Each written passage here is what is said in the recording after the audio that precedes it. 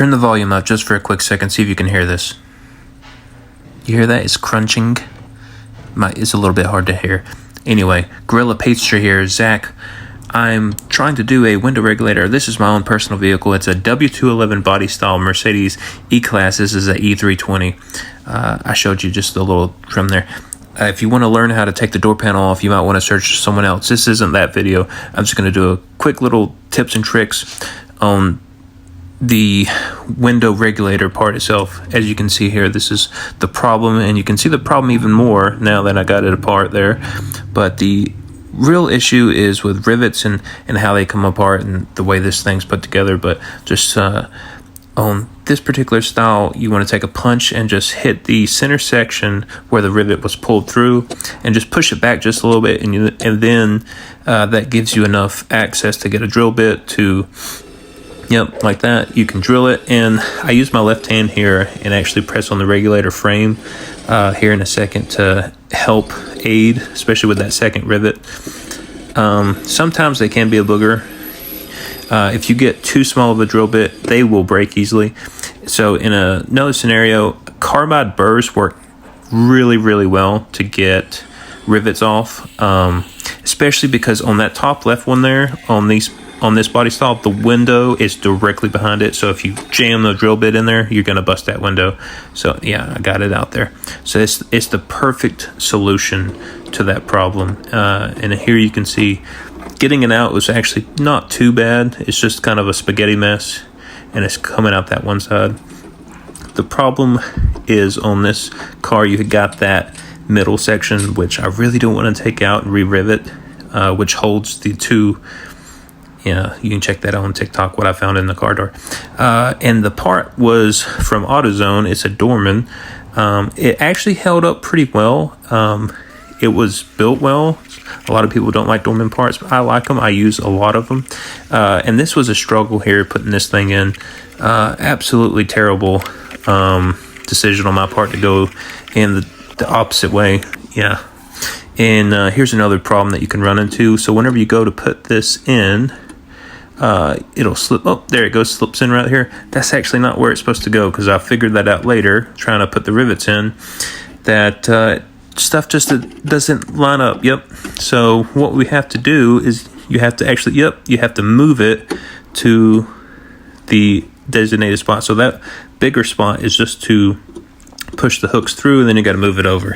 Damn Germans, they get you every time. Now you can rivet. If you've never riveted before, it's pretty easy. You just put your gun on, squeeze until it breaks, rinse and repeat. Nothing to it. Once it's riveted, it's a mechanical connection, like a bolt that you don't have to replace ever. It stays there, good as new. So when you get that regulator in, you can move it. That I would suggest moving it before you put the motor on. That saves you a lot of headache. That way you don't have to put the door panel on and off to work the switch, and wedges up there for the window. A very nice touch. Whoever's doing this is a pro. Oh yeah, I'm doing this. Anyway, so you get this there. If this wasn't riveted, I would say a rule of thumb is whenever you have a window, you can roll it all the way up and then back down and then up again, and then you can tighten it. It kind of helps to seat the window in its optimal position. This car is not like that, so we're just going to go with it's mine anyway. If I have to fix it again, I can. So getting that, believe it or not, did you know those motors on these cars, they're like strangely expensive. Anyway, I almost forgot this one wire, which was for the door lock. Yeah, that would have sucked not being able to open the door later. Yeah, don't forget that. There's a whole bunch of wires, but and that ribbon cable is super fragile. Be careful with it. I have broken some in the past, but you really can't get the connectors wrong on the door module, because they are color coded with little dots, and they're also different patterns. So it's the best Lego solution ever. And if you want to find a tip on how to put that door panel on, I got a really good TikTok helpful tip. Just check it out, Gorilla Pastry at TikTok. And watch me struggle with this thing. I took it all in our off a couple times. All right, so getting that last little bolt in. Now we're going to check it. Actually, you're going to put this little cover on. Yep, I tried to put it on backwards like for a solid 2 minutes. Figured it out. Yeah, they were just going to get the camera way too close so you can't see. And bravo. Great job, Zach. Great job. You're looking so good.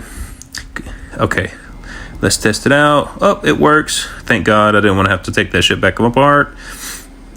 Although I didn't test any of the other stuff. All right, now what you got to do now when you have this car, you got to do the initialization. I can't say that. Well, anyway, we're going to, okay, see, that was the auto up, but you see how it didn't go all the way up? So we're going to hold the window up for a solid 5 seconds, all the way in the up position. Now you go down, and when it reaches the bottom, you hold it an additional 5 seconds. And now when you press it back up in the auto position, it should go all the way up. There we go. Job done.